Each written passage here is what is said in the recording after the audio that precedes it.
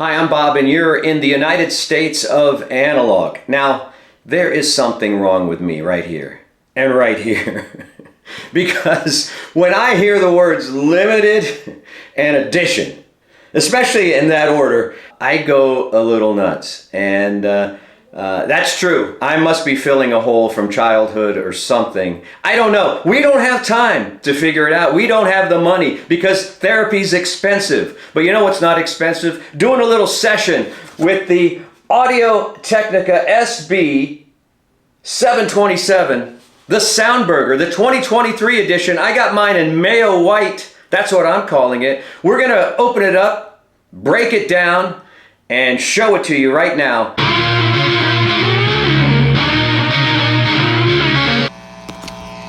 Okay, so the Soundburger retails for $199.99, I think. I missed it in 2022 when it came up on my Instagram feed. I immediately tried to buy it. I don't know why, because I'm filling a hole, but I couldn't get it. I missed out on it. It sold out globally in hours, if not minutes. And when it got re-released, this new version, the SB727, the other day on Instagram, I got it in time. The yellow was sold out, the mustard, but the mayo was still available. I got it. Within 3 days, it was at my doorstep, and I was quite happy because I had won something. I felt like a winner. For once in my life, I felt like I had beat the system without a bot. All right, to be clear, the SB for 2023 is not a limited edition per se. It is neither badged nor boxed as a special edition or limited in any way. However, it did sell out as its predecessor in hours on the AT website. Currently, at the time of this taping, is marked as temporarily unavailable, which would indicate that it's going to be coming back at any moment. So the Soundburger is here. We're going to put it through its paces. I'm kind of excited, you know. I got it yesterday and I really wanted to crack the box open, but I couldn't because I knew I wanted to shoot a video. All right, so this one was built on March 12th, 2023. That's good to know. It has a birthday. We'll celebrate the birthday every year. There's a little sticker right there.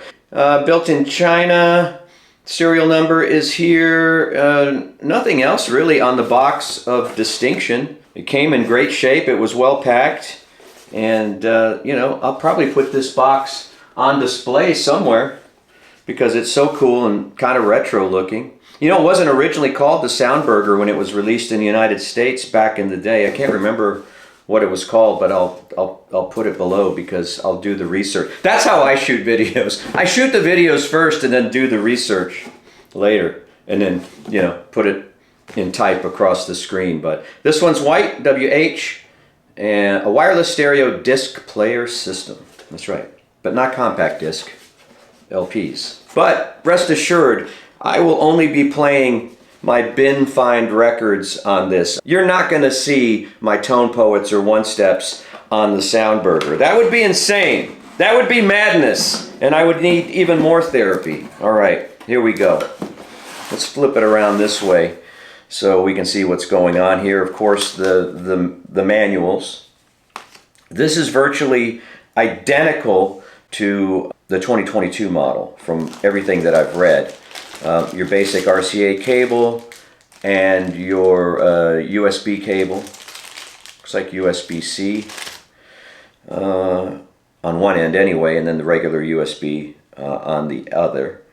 And it comes in this styrofoam packaging. We'll see it comes out easy. That's got a little heft to it. Not bad. Not bad. I've always wanted to do this. I've always wanted to just throw the packaging behind me like that. All the greats on the internet do that. And we'll take it out of the plastic. I am impressed at the weight of it. It's not as... Sure, there's plenty of plastic, but I'm pretty impressed by the weight. It's got a little bit of heft to it. It's got a little gravitas to it. And there it is in white. Now, I assume that since it's called the Soundburger, that red, one of the original editions, was for ketchup and yellow was for mustard, and this apparently is for mayonnaise, but no respectable human being would put, at least in Texas anyway, where I live, would put mayonnaise on a hamburger. or a Soundburger in this case. But I think the white looks beautiful. It's got that whole Apple vibe in a way, which, you know, I don't hate. I don't hate. There it is. Looks nice. Even though this design is 40 years old, it has a surprisingly modern feel and look. There's two ways to listen, as in the 2022 model. You can use Bluetooth 5.2 SBC, which isn't state-of-the-art, but, you know, it should get the job done. And you can also use RCA outs, which I think I'll try to put through my Geshelli Labs headphone amplifier, just to see if that beefs it up a little bit. Of course, I'll only be using bin fine, you know, $1, $2 records on this. Here's some I picked from my collection, just at random. We've got The Who, Face Dances, right? We've got We're an American Band. Actually, I may not play this one. This may be a pretty clean copy. It's still got the old stickers on it. Daryl Hall, John Oates, Abandoned Luncheonette, actually one of my favorite Hall & Oates records. Madman Across the Water, and an old ELO record, Face the Music. These were all pretty much $2 to $5 records. This should give us a pretty good indication. They're clean, but, you know, I can afford to damage them. I'm not saying this is going to damage anything. I don't know. It does have a tracking force of, I think, over 3 grams. Hey, if you're lucky enough to get one of these, don't forget to remove the white nylon set screw in the back, okay? That releases the tone arm and makes everything go round and round. Well, some of the features, if you want to call them that, of the Soundburger are, well, first of all, it has a record clamp, which I think is pretty cool. It's probably a necessity because of the size of the platter, which is actually made out of aluminum. It looks kind of nice. I've seen people take the platter out of here. Yeah, not even super expensive record players come with an included clamp. So, look, you know, we're off on a good note here. That rubber clamp is also used as a 45 adapter. There's a stylus cover. Don't forget to remove that. The cartridge is an Audio-Technica ATN 3600L, $20 or $30 range, hence why I'm playing bin fines on it. I'm charging it up right now through the USB. There's also a little kind of spring-loaded pin over here that lets you know, it kind of clicks in a little bit, the tone arm, and lets you know that that's its kind of mooring position, if I could call it that. But that just lets you know that it's kind of secure there. Comes with a carrying strap. I'm not going to be taking this poolside in Central Texas for obvious reasons, but you can take it on the go. I think a lot of record collectors take these on the road with them so that they can play records on site and check them out before they spend the big bucks. There's a power button. There's a speed button. It does 33 and 45. I think there is a way to adjust the speed more precisely if you're one of those kind of people, and I normally am. All right, so what are my thoughts of the 2023 Soundburger? Let's start with the good. First of all, it's kind of cool as hell. I like the way it looks. My wife came in, she was immediately captivated, if not sonically, but visually, and asked me why I didn't buy more of them at the time, because they did sell out when they were released the other day.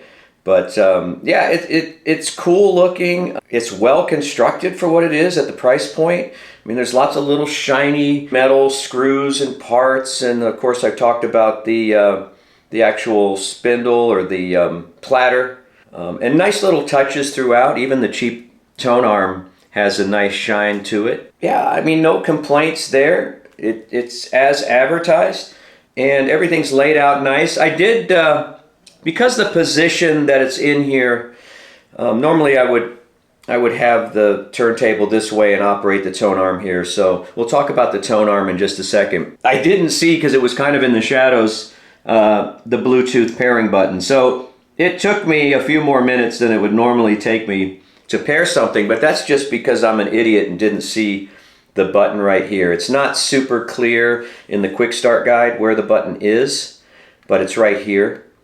I kept trying to access Bluetooth connectivity through the power button, and there is a step there, but it's easy. Just know that the Bluetooth button is here. It's black on black, so it's a little hard to see, and I was kind of doing a rush job on it. But that's the good. It makes music. The record is very stable.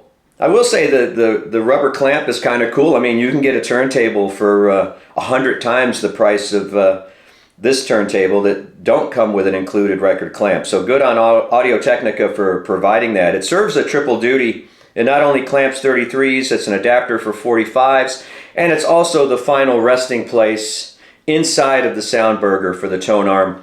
When it's being transported, the tone arm just clamps in there nicely. So really super nice design. Layout of the buttons is nice. Just be cautious of the tone arm. There's not a lot of vertical play here between, man, like maybe not even a half an inch between up and down. So stylus drops are difficult to get right, and then lifting the tone arm up after the record is done, after the side is done, can be a little dicey as well. So you have to be super careful. It's going to take practice. I'll practice again on my half-price books, record finds, the bin dive records that I have. Again, be aware that the Bluetooth button is there. All the USB and everything is back here, and also the jack for the RCA cables.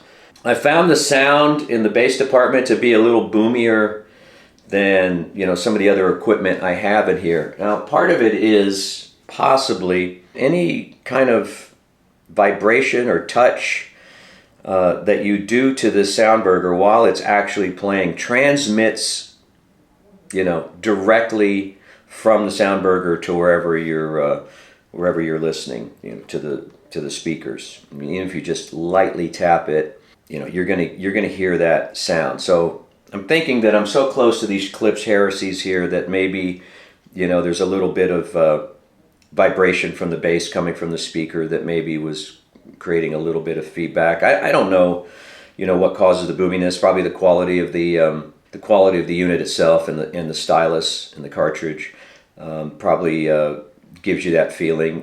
You do lose a little bit of detail, obviously, but generally, you know, compared to other things I've heard at this price point, and compared to the IKEA turntable I reviewed a few months ago that 60,000 of you watched, and thank you. Yeah, I'd take this all day. I'll take this all day over the IKEA. I'll take this all day over a Crossley suitcase. Not that I need it. Again, this is not something I needed. It's something I wanted, and I got it. So yeah, I was delightfully surprised. And I was kind of surprised at the, how do you Americans say, the satisfaction I got of the wireless nature of this. The fact that I can play vinyl and it comes out of here and there's no wires connecting this to that gave me a sense of power and pride that I wasn't expecting. And I think there are probably other turntables at this price point or even below that can do that. I've never had to do it. I've never done it. But I will say it was oddly satisfying. And the whole Soundburger experience was oddly satisfying. Just to reiterate, the Soundburger for 2023 made me happy on a few different levels. First of all, the feel of quality, the packaging, all the features that you get really was a delightful surprise at that price point of $199. It's more than just a toy. Is it audiophile? Absolutely not. And again, that's part of the attraction, because when you break down playing records to the very basic level, it's a rotating piece of plastic that you put a needle in and it makes sound. Whether the turntable is $199 or $19,000, the mechanics are basically the same. Different results for sure, but the mechanics the same. And I loved the mechanical process of playing with the Soundburger. You know, why be a snob in this hobby? Why not just have a little bit of fun every once in a while? I guarantee you I could put this Soundburger next to my Mobile Fidelity Studio deck with a, you know, $600, $800 cartridge on it, and you know, the average house guest or passerby, their attention's going to go to the Soundburger, right? Now that has nothing to do with sound. I'm just saying that on a basic level, this product has a certain attractiveness to it and a certain amount of intrigue. How is it playing? Is it where's the sound coming from? How is it getting to the speakers? It reminded me of when I was young, when the music mattered more than the equipment. When I could listen to music without being concerned about room correction and frequency response and all the rest of that stuff. I just listened to the music, and that's what I did last night with my wireless headphones, my AT headphones. I listened to Boston's eponymous album, and it was wonderful. I didn't worry about anything else but the music within the grooves. It was a record I picked up for a couple bucks. I slapped it on the AT Soundburger, and I was listening to music without any worry or care. You know what? It did its job. It filled the hole that I have in my heart right here, because my dad didn't buy me a mini bike when I was 14, and I'm still living the horrors of that, and I fill that hole with useless things. Go to the discount store, go to the flea market, the garage sale, pick up some records, and put it on the Soundburger. Hey, thanks for watching United States of Analog. Do me a favor and subscribe and hit the notification bell. I'm starting from scratch on this platform, and you'd be doing me a solid. We'll see you next time. And put your some of your childhood audio memories below, some of the cool equipment you had when you were a kid. I had a Norelco tape player. I don't know where that even came from, because I thought they made razors. So, you know, tell me your experience. Put it below. We'll see you next time. United States of Analog.